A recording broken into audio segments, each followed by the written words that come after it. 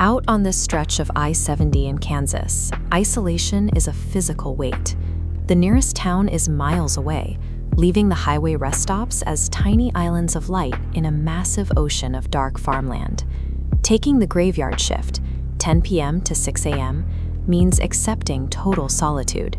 You are the only one awake under the harsh floodlights, surrounded by dozens of resting semi-trucks.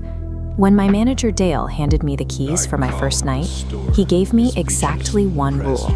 Pointing to the steel door of the back employee bathroom, he said, "If the light under the door turns on after midnight, you do not knock, you do not wait, you walk away." Surviving a shift out here rarely requires fending off robbers. Safety depends entirely on blind obedience to unexplained, hyper-local taboos. For 3 months, the door stayed dark. Then came a Tuesday night in February. The store was completely dead, and I was doing routine cleaning near the back hallway. A sharp yellow glow suddenly spilled out from under the heavy steel door. I stopped mopping. From inside, I could hear a sink running at maximum pressure, water forcefully hitting porcelain. I knocked, but no one answered. Ignoring Dale's rule entirely, I used my master key. The moment I pushed the door open, a suffocating cloud of hot steam rolled out, carrying the heavy stench of diesel fuel and cheap soap. The room was empty, but the sink faucet was wide open, violently pouring out thick black water that looked like used motor oil. On the mirror above, someone had written 2 words from the inside of the glass: "Help him." I grabbed a paper towel and shut the water off. By stopping that flow, I overstepped a permanent boundary. I actively intervened in an ecosystem I was explicitly warned to ignore. The consequences started the very next night. The yellow light was back, but this time, instead of running water, the sound bleeding through the steel door was a low, tired man's whimper, a sound of total exhaustion and physical pain. I stood in the hallway, completely paralyzed. Suddenly, my handheld radio erupted with static. A voice came through the speaker. It was my own voice, completely detached from me, telling me to leave the water running. I backed away and locked the door. As soon as I took my break, I tore apart the office desk looking for the store's old incident binder. I needed to know what I had interrupted. Filed in October 1998, the report detailed the death of night attendant Carl Whitaker. He was a 58-year-old man wearing the exact same blue pilot vest I wore, found deceased behind that locked bathroom door. The police report detailed his desperate final hours. A diesel leak from the pumps had backed up into the station's plumbing. Carl collapsed while trying to reach the shutoff valve under the sink, and the contaminated water ran for 3 days straight before anyone found him.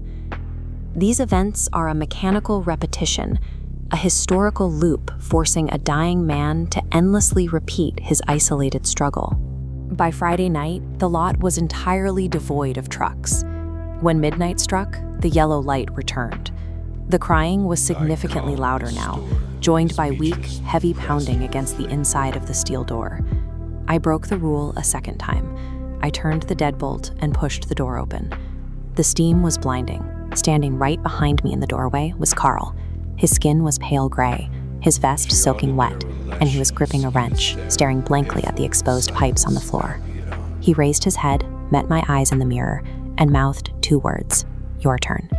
Instantly, the door slammed shut on its own. The deadbolt clicked. The room plunged into pitch blackness, and the shutoff valve began slowly closing itself. When the overhead lights finally flickered back on, the bathroom was bone dry and silent. I stood there alone, but the exchange felt final. The look in his eyes wasn't a plea for help, but a handoff. I walked out at dawn and told Dale I was quitting.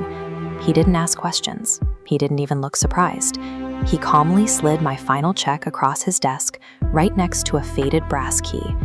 Dale told me Carl had handed him that exact key back in '98, instructing him to pass it along to whoever finally turned the water off. I grabbed the key, walked straight to the commercial dumpster behind the store, and threw it in the trash. It was a desperate physical act, an attempt to cut my ties with the truck stop completely. I quickly found a new daytime job at a local auto parts store. Broad daylight, populated aisles, and absolutely no bathrooms I couldn't see from the register. I genuinely thought the distance made me safe. We instinctively believe that supernatural attachments are anchored to the specific geographic locations where they occur. We assume that if we leave the building, we leave the terror behind. Last week, I was doing some simple plumbing work under the kitchen sink at my house. It was my own home, an environment where I had total control. My wrench slipped out of my hand. I reached blindly into the dark space under the cabinet to retrieve it. My fingers brushed against something freezing cold. I pulled it out into the kitchen light. It was the tarnished brass key, radiating the heavy, unmistakable stench of diesel fuel. That night, I woke up to the sound of my own bathroom faucet roaring at full blast. The door was shut, locked from the inside, and a sickly yellow light was bleeding out from underneath it. I haven't opened it. The water has been running for 3 days. Because once an absolute rule is broken, the consequences attach to the transgressor, transforming any safe sanctuary into a new prison.